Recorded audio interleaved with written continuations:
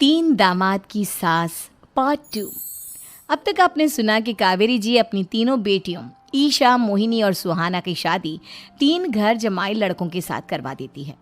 उन्हें लगता है कि ये लड़के शायद घर का कामकाज संभाल लेंगे, लेकिन उनके तीनों घर जमाई बहुत आलसी थे।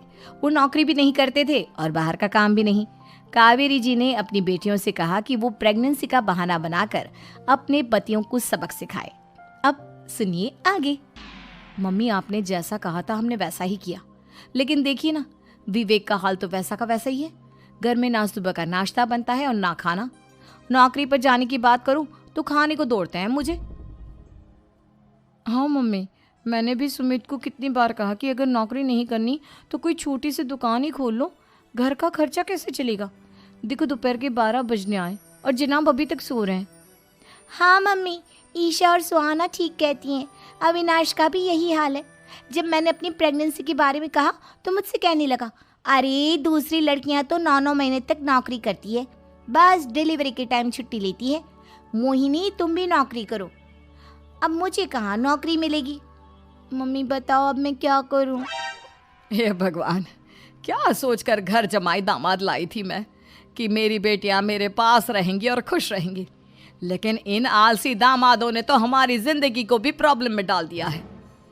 मैं तो कहती हूँ मम्मी, हम लोग वापस अपनी जॉब पर जाना शुरू कर देते हैं। बता देते हैं इन लोगों को कि हमने प्रेगनेंसी का बहाना किया है। नहीं नहीं बेटा, ऐसी गलती भी मत करना। अगर तुमने ऐसा किया तो इन तीनों की आदत और ख़राब हो जाएगी। अरे आज नहीं तो कल कभी तो तुम प्रेग्नेंट होगी, तब वापस यही प्रॉब्लम आएगी। तब क्या करोगी तुम तीनों? हाँ मम्मी, आपकी बात तो बिल्कुल सही है। इन लोगों को तो सुधारना ही पड़ेगा। लेकिन कैसे?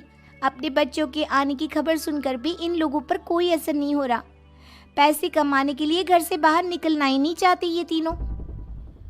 अब मेरे दिमाग में एक प्लान आया है।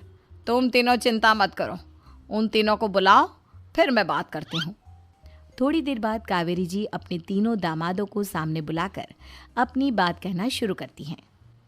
अविनाश, सुमित और विवेक, देखो बेटा, मैं ना तुम तीनों से बड़ा प्यार करती हूँ, इसीलिए तो तुम्हें घर जमाई बना कर रखा है मैंने। अरे मम्मी जी, सीधे सीधे कहिए ना, क्या बात है? प्यार तो हम भी आपको बहुत करते हैं।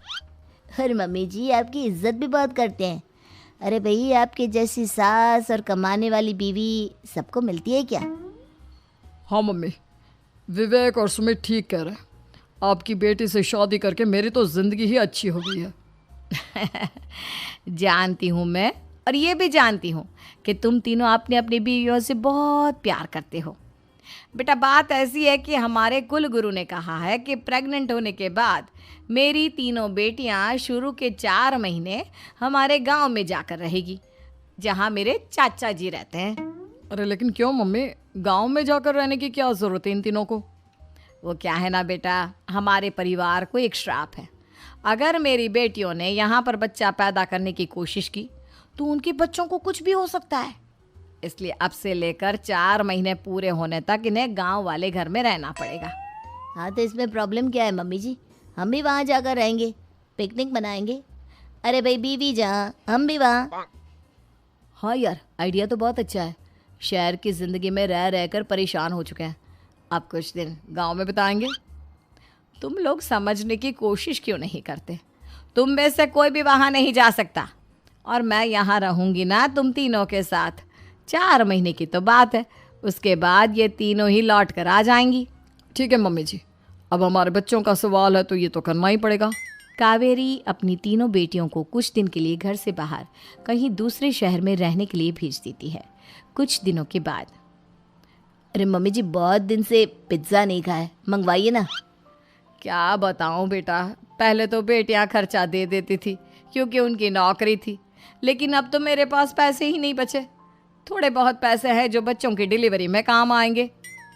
लेकिन मम्मी जी, आपकी बेटियों को वापस आने में तो अभी बहुत वक्त बाकी है। वही सोच सोच कर परेशान हो रही हूँ। सोच रही हूँ कल से दूध भी बंद करवा देती हूँ। अब दूध वाले को देने के लिए पैसे भी तो नहीं है ना।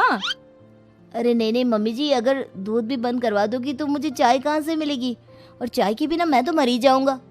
क्या करूं बेटा, इसके अलावा हमारे पास कोई ऑप्शन नहीं है। मेरे पास पैसे ही नहीं बचे। इस तरह कावेरी जी धीरे धीरे अपने तीनों दामादों को पैसे देना बंद कर देती हैं और घर में खाने पीने की चीजें लाना भी बंद कर देती है। अब वो तीनों बुरी तरह से परेशान होने लगे थे और इसलिए एक दिन तीनों प्लान करके घर से बाहर निकलते हैं और बाजार में जाने के बाद यार अच्छा खाना खाए हुए कितने दिन हो गए, पता नहीं कब अच्छा खाना मिलेगा। हमारी बीवियों के जाने के बाद तो हमारी हालत भिखारियों जैसी हो गई है यार। कुछ भी हो, मुझे तो आज पिज्ज़ा खाना ही खाना है। जेब में 1 रुपया नहीं है और पिज्ज़ा खाएगा, कहाँ से आएंगे पैसे? अरे देख वहाँ सामने बोर्ड पर क्या लिखा हुआ है, कंप्यूटर पर काम करने के लिए एक आदमी की आवश्यकता है। भाई मैं तो जा रहा हूँ, काम करूँगा और शाम तक पैसे लाकर आराम से पिज्ज़ा खाऊंगा। जा जा, तुझे कोई काम नहीं देने वाला, हम तो घर जा रहे हैं। चल भाई सुमित। सुमित और अविनाश वहाँ से चले जाते हैं और विवेक उस कंप्यूटर शॉप पर सारा दिन काम करके 5,000 रुपये कमा कर घर लौट कर आता है और अपने खाने के लिए अच्छी अच्छी चीज़ें भी लेकर आता है। ये देखकर विवेक और सुमित के दिल में भी कुछ पैसे कमाने की इच्छा जागती है। अरे सुबह सुबह कहाँ चल दी है तुम? मम्मी जी एक बहुत अच्छी जगह मिली है, कंप्यूटर पर काम करने के 5,000 मिले थे कल मुझे।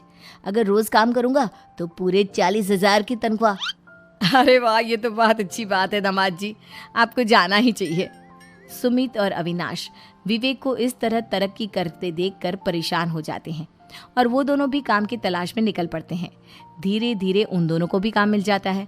अब कावेरी के तीनों दामाद छोटी मोटी नौकरी करके अच्छा पैसा कमाने लगे थे। एक दिन कावेरी उन्हें अपने पास बुलाती है।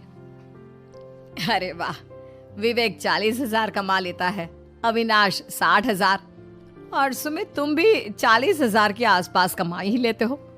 कुल मिलाकर तुम अच्छे खासे पैसे कमा रहे हो बेटा। हाँ मम्मी जी, बहुत मज़ा आता है जब महीने के एंड में मोटी रकम हाथ में आती है।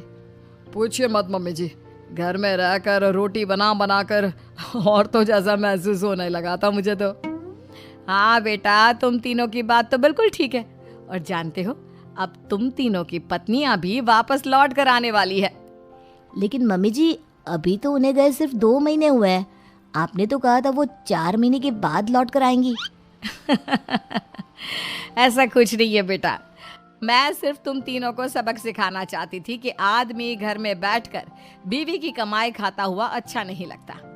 इस दुनिया में हर इंसान को मेहनत करनी चाहिए, काम करना चाहिए, चाहे वो औरत हो या आदमी, ताकि अपने परिवार को संभाल सके। कावेरी की बात सुनकर उन तीनों को अपनी गलती का एहसास होता है और कावेरी उन्हें सच बता देती है कि ईशा, सुहाना और मोहिनी शहर में ही कहीं दूसरी जगह रह रहे थे। शाम के वक्त उन तीनों की पत्नियां लौट कर आ जाती है और कावेरी जी का परिवार एक खुशहाल परिवार की तरह रहने लगता है।